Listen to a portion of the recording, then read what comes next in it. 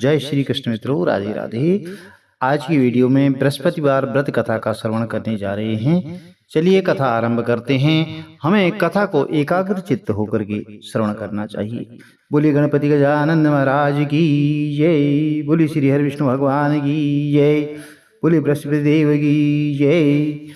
बृहस्पतिवार के दिन बृहस्पतिश्वर महादेव की पूजा होती है। दिन में एक समय ही भोजन किया जाता है। पीले वस्त्र धारण किए जाते हैं। पीले पुष्पों से भगवान की पूजा की जाती है और भोजन भी चने की दाल का होना चाहिए। इस दिन नमक का सेवन वर्जित होता है। पीले रंग के पुष्प भगवान को अर्पित करें। पीले कपड़े पहने, पीले चंदन अर्पित करें। पूजन के पश्चात कथा जरूर श्रवण करनी चाहिए। इस व्रत को करने से बृहस्पति जी अति प्रसन्न होते हैं और धन और विद्या का लाभ होता है। स्त्रियों के लिए यह व्रत बहुत ही आवश्यक होता है। इस व्रत में केले के पौधे का पूजन जरूर करना चाहिए। चलिए कथा आरंभ करते हैं। किसी गांव में एक साहूकार रहता था, जिसके घर में अन्न, वस्त्र और धन की किसी प्रकार की कभी कोई कमी नहीं थी। परंतु उसकी स्त्री बहुत ही कंजूस थी। वह किसी भी भिक्षार्थी को जो भी द्वार पर आता था मांगने के लिए, उसे कुछ नहीं देती थी। सारे दिन घर के काम में लगी रहती थी। एक समय साधु महात्मा बृहस्पतिवार के दिन उसके द्वार पर आए और भिक्षा की याचना की। स्त्री उस समय घर के आंगन को लीप रही थी। इसी कारण साधु महाराज से कहने लगी कि महाराज, इस समय तो मैं घर की लिपाई कर रही हूँ, आपको कुछ नहीं दे सकती। फिर किसी अवकाश के समय आना। तो साधु महात्मा खाली हाथ चले गए। कुछ दिन के पश्चात वही साधु महाराज फिर से आए और उसी तरह भिक्षा मांगी। तो साहूकार ने उस समय लड़के को खिला रही थी और कहने लगी कि महाराज, मैं क्या करूं, अवकाश नहीं है, इसलिए आपको मैं भिक्षा नहीं दे सकती। तो तीसरी बार महात्मा जी आए तो उसने उन्हें उसी तरह टालना चाहा, परंतु महात्मा जी कहने लगे कि यदि तुमको बिल्कुल ही अवकाश हो जाए तो तुम क्या मुझको भिक्षा दोगी? तो साहूकार ने कहने लगी, हाँ महाराज, यदि ऐसा हो जाए तो बहुत ही बड़ी कृपा होगी आपकी मुझ पर। तो साधु महात्मा जी कहने लगे, अच्छा, मैं तुम्हें एक उपाय बताता हूँ। तुम बृहस्पतिवार को दिन चढ़ने पर उठो और सारे घर में झाड़ू लगा करके कूड़ा एक कोने में जमा करके रख देना।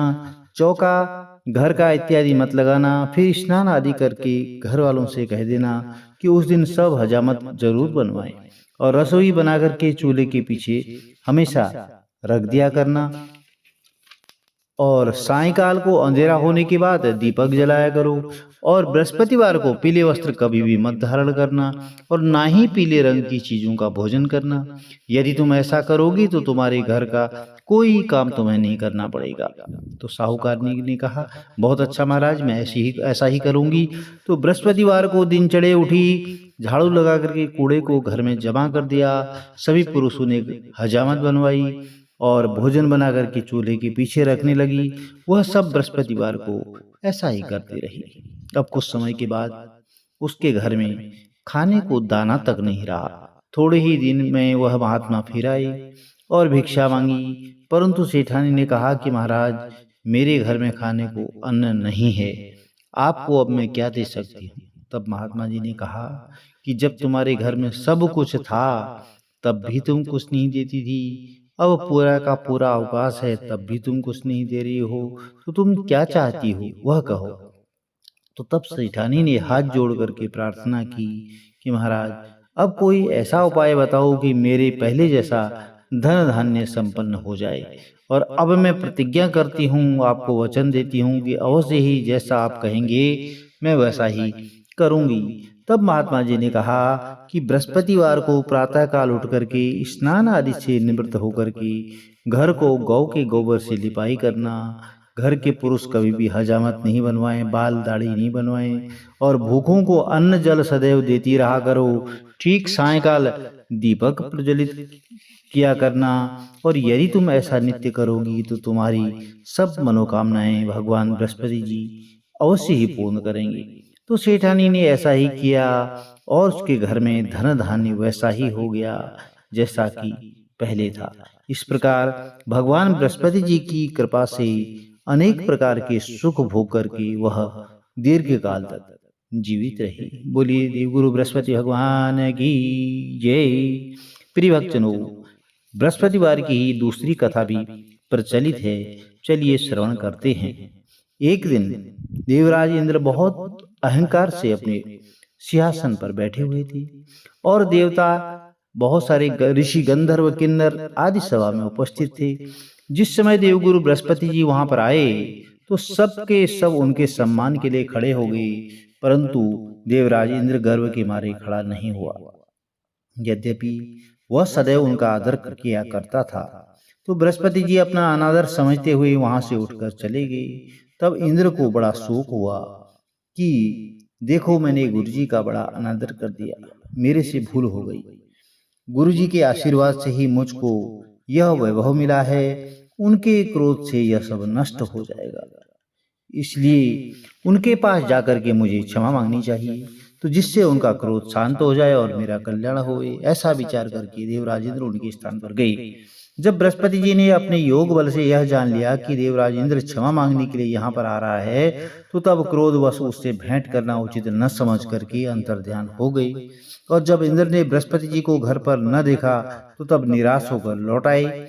और जब दैत्यों के राजा वृषवर्मा को यह समाचार विदित हुआ कि उसने अपने गुरु शुक्राचार्य की आज्ञा से इंद्रपुरी को चारों तरफ से घेर लिया, गुरु की कृपा न होने के कारण देवता हारने लगे और मार खाने लगे।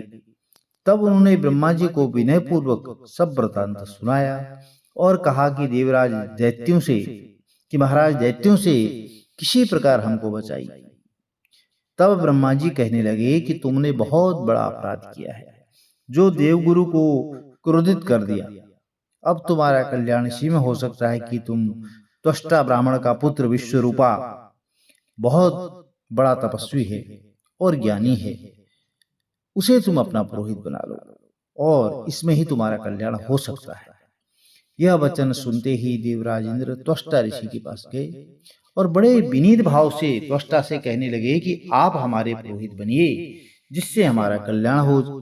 तो तब त्वष्टा ने उत्तर दिया कि पुरोहित बनने से तपोबल घट जाता है, परंतु तुम बहुत विनती करते हो, इसलिए मेरा पुत्र विश्वरूपा पुरोहित बनकर के तुम्हारी रक्षा करेगा।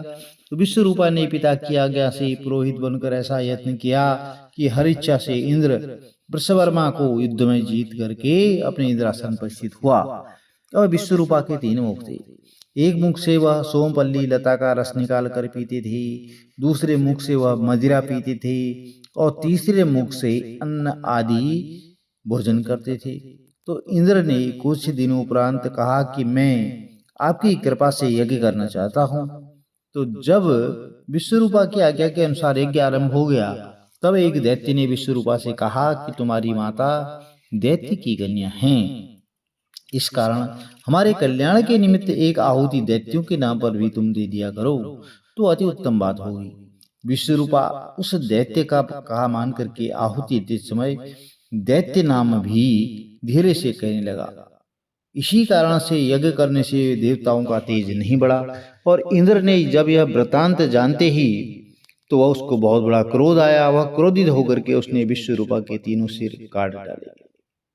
अब मद्यपान करने वाले सिर से भंवरा बन गया, सोमपान जो सोमपल्ली करने पीने वाले मुंह से जो है वह कबूतर बन गया और अन्न खाने वाले मुंह से तीतर बन गया। तो विश्वरूपा के मरते ही इंद्र का स्वरूप ब्रह्म हत्या के प्रभाव से बदल गया। देवताओं के 1 वर्ष पश्चात तप करने पर भी ब्रह्म हत्या का वह पाप नहीं छूटा और सब देवी देवताओं के प्रार्थना करने पर ब्रह्मा जी देवगुरु बृहस्पति के सहित वहां आए। उस ब्रह्म हत्या के 4 भाग किए गए, उनमें से 1 भाग पृथ्वी को दिया गया। इसी कारण कहीं कहीं पर धरती ऊंची नीची और बीज बोने लायक भी नहीं होती।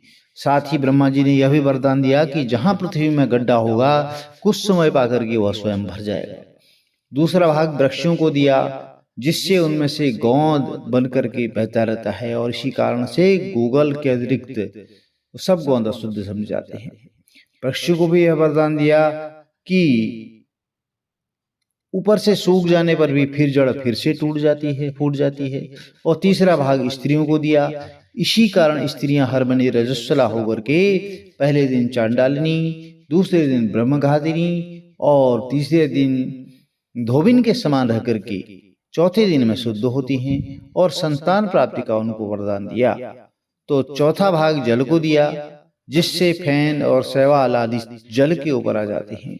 जल को भी यह वरदान मिला कि जिस भी चीज में डाला जाएगा वह बोझ में बढ़ जाएगी। इस प्रकार इंद्र को ब्रह्म हत्या के पाप से मुक्त किया गया।